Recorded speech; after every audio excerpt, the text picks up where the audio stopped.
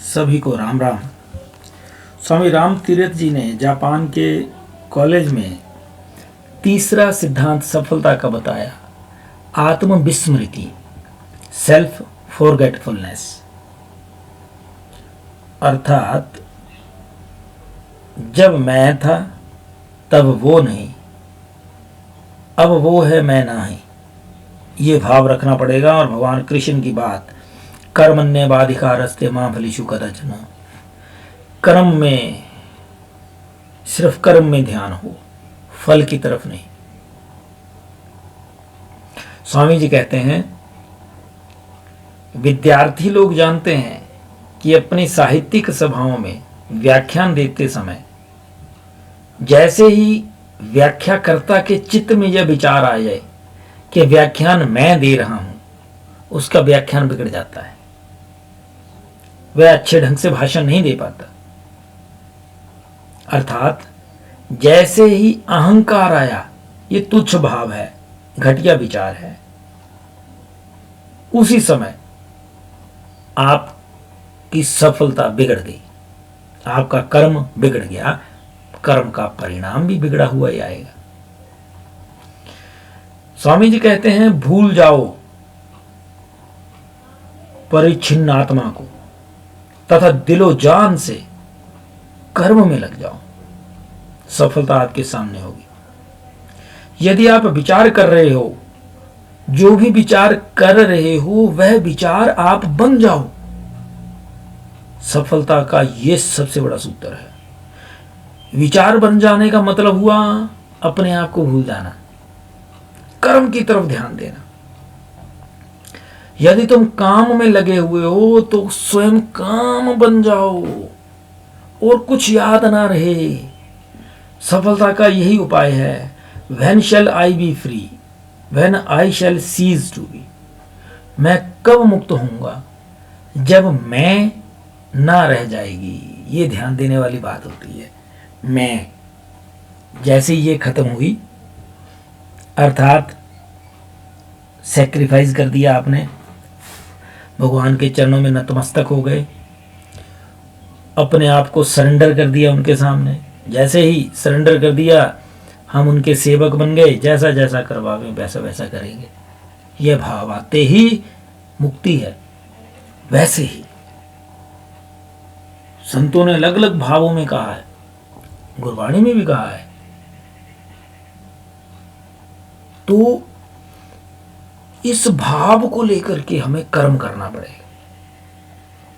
स्वामी जी कहते हैं कि तुच्छ और परिच्छिन्न भावों का, नीच भावों का त्याग कर दो।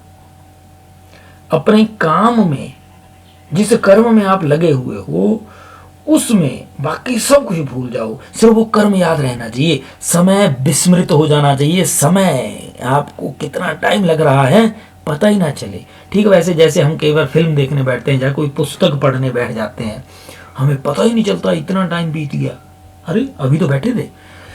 जैसे कोई बातें करते हैं, कोई आत्मीय प्रिय जन आ जाए, उसके साथ बातें करने लग जाते हैं तो पूरी पूरी रात बैठ के बातें हो जाती हैं, पता ही नहीं चलता टाइम का।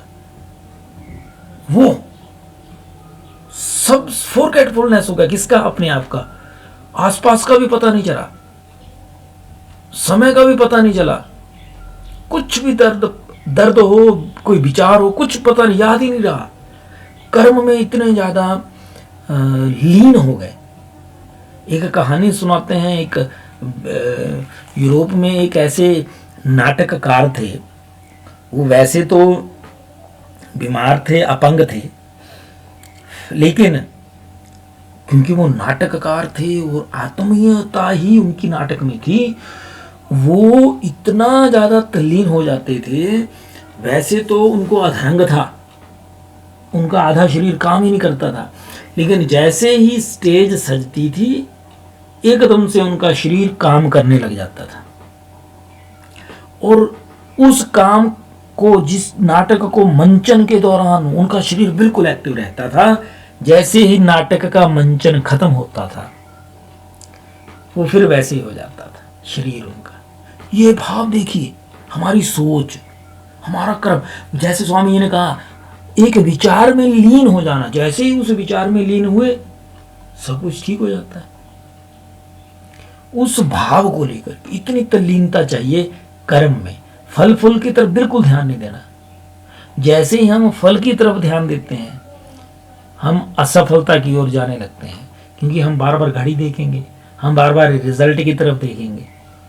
ठीक वैसे ही जैसे बंदर, आपने वो कहानी सुनी होगी कि कुछ एक बंदरों को बीज मिल गए, आम के गुठलियाँ मिल गई, और उन सब ने बोला यार देखो हम लोगों को सारे जहाँ भी हम आम के पेड़ों पे आम खाने जाते हैं तो हम लोगों को सारे मारते हैं, ऐसा करते हैं हम अपना ही बाग बगीचा खड़ा कर लेंगे आम का, फिर ना हमें कोई मारेगा ना हमें दौड़ाएगा। सब ने बोला हाँ जी ठीक है ठीक है। उन्होंने मिट्टी खोदी और गुठलियाँ उसमें दबा दी। अब गुठलियाँ दबा दी, गुठली दबाने के 10 मिनट बाद 20 मिनट बाद कोई आए और देख करके चला जाए आम का पौधा उगा नहीं, अरे गुठली उगी नहीं, आम उगा नहीं। जो भी आए रोज आकर के उन्होंने उखाड़ करके देखना आम उगा आम उगा, ऐसे तो आम उगेगा ही नहीं, इंतजार करना पड़ेगा, है ना। तल्लीनता होनी पड़ेगी, अपने आप को उसमें विस्मृत करना पड़ेगा कर्म में। अब हम लोग क्या करते हैं, उन बंदरों की तरह बार बार कर्म तो करते हैं, लेकिन बार बार क्या करते हैं, गुठलियों, जैसे उन्होंने गुठलियों को निकाल के देखते हैं आम का अंकुर नहीं आया, आम बना नहीं, पौधा नहीं उगा, पौधा नहीं बना, वो गुठलियाँ वैसी की वैसी रह जाती हैं। वैसे ही हम अगर अपने कर्म में फल का भाव रखना शुरू कर देते हैं तो फिर हम गुठलियाँ, बंदरों की गुठलियों की तरह वैसी की वैसी रह जाएंगे हमारे कर्म। इसलिए सिर्फ कर्म की तरफ, फल अपने आप आएगा। अगर गुठलियाँ दबा दी गई हैं तो भाई साहब आम की गुठलियाँ हैं तो आम ही उगेंगे, बार बार देखने की जरूरत नहीं पड़ेगी। लेकिन अगर हम लोग साधारण जनता ऐसी है, स्वामी राम तीरथ जी ने सफलता का सबसे बड़ा सूत्र बताया, आत्मविस्मृति, सेल्फ फॉरगेटफुलनेस। जब हम कर्म करते हैं हम सब भूल जाएं। भारत माता की जय।